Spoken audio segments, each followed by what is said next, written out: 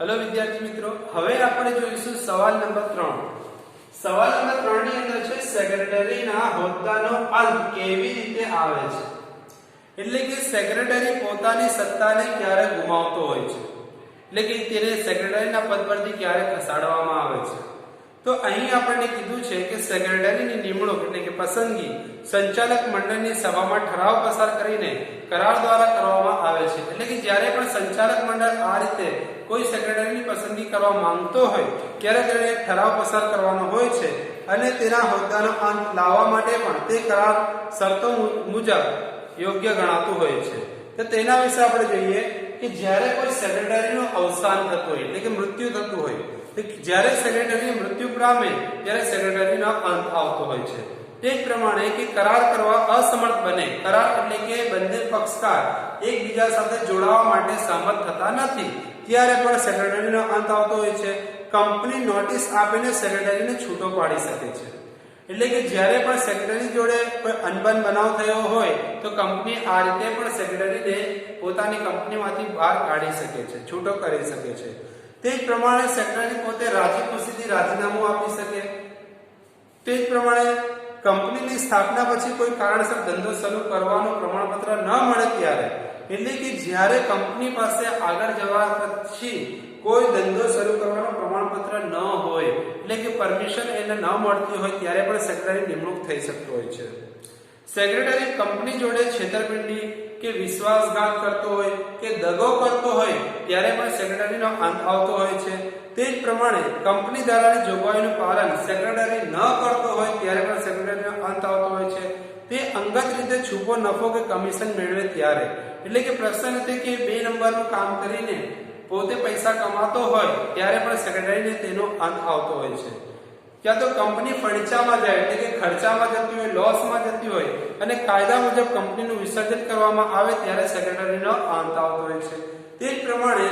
Company દ્વારાની જોગવાઈ મુજબ નિયત સમયની નોટિસ આપીને સ્વૈચ્છિક રીતે છૂટો થાય ત્યારે, એટલે કે જ્યારે સેક્રેટરીનો વર્ક ટાઈમ પૂરો થાય તે ટાઈમ પૂર્ણ થવા પછી પણ સેક્રેટરી સ્વૈચ્છિક રીતે એટલે પોતાની રીતે પણ સેક્રેટરીના પદ પરથી તે પોતે ખસી શકે છે. હવે આપણે જોઈશું कि सेक्रेटरी नो अंत, यानी अब हम देखने जा रहे हैं कि सेक्रेटरी, तीसरा क्वेश्चन हमारा है सेक्रेटरी ना होता नो अंत, यानी कि सेक्रेटरी जो होता है वो अपने पद पर से, अपनी कुर्सी से इसका अंत किस तरीके से आता है, यानी कि उसको किस तरीके से बाहर निकाला जा सकता है. या तो सेक्रेटरी अपने तरीके से बाहर निकलेगा या कंपनी उसको बाहर निकाल देगी. तो यहाँ पर कुछ चीजें हम लोग को दी गई है कि जब कंपनी के अंदर संचालक मंडल जो होता है यानी कि जो मालिक की होती है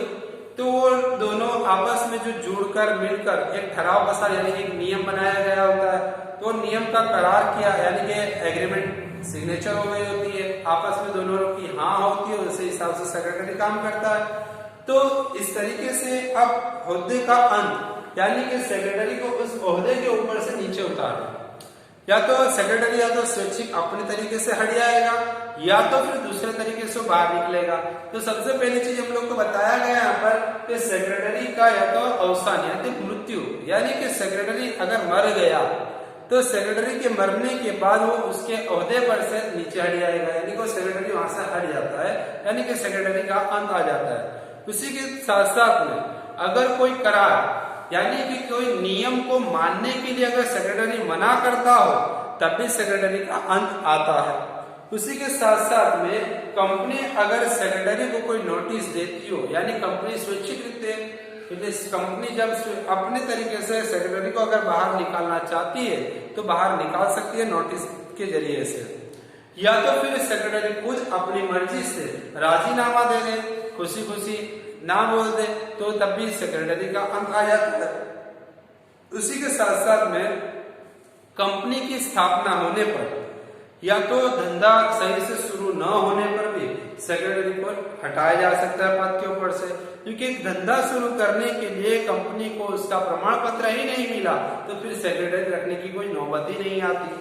उसी के साथ साथ में जब कार्य यानी कि जब कोई काम के अंदर सेक्रेटरी छेतरपिंडी करता है, यानी कंपनी के अंदर चोरी करता हो या कंपनी के अंदर रहने वाले लोगों के साथ में दगा करता, विश्वासघात करता हो, या तो फिर वह हर किसी के साथ में संबंध बिगाड़ता हो, तब सेक्रेटरी का पद उससे हट जाता है, यानी कि सेक्रेटरी को उस पद से हटा दिया जाता है। उसी के साथ साथ में अगर कोई नियमों का पालन सेक्रेटरी नहीं करता है, तब भी सेक्रेटरी को अपने पद पर से हट जाना पड़ता है। उसी के साथ साथ में अगर कोई सेक्रेटरी 2 नंबर के तरीके से पैसा कमाता है, यानी कि छुपा कर, किसी को बताता नहीं है, किसी से पैसा ले जाए और उसका काम कर दिया, किसी को बताया नहीं, रिश्वत लेकर, जिसको हम लोग बोलते हैं रिश्वत, तो रिश्वत लेकर अगर सेक्रेटरी काम करता हो, तब भी कंपनी उसको सेक्रेटरी के पद से हटा देती है। उसी के साथ साथ में अगर कोई कंपनी नुकसान के अंदर गई हो, यानी वो कंपनी बंद होने की कगार पर हो, तब भी कंपनी उस सेक्रेटरी को अपने पद से हटा देती है, यानी कि सेक्रेटरी का पद वहां खत्म हो जाता है। उसी तरीके से अगर कंपनी धारा की जोगवाई, यानी कि जब कोई नियम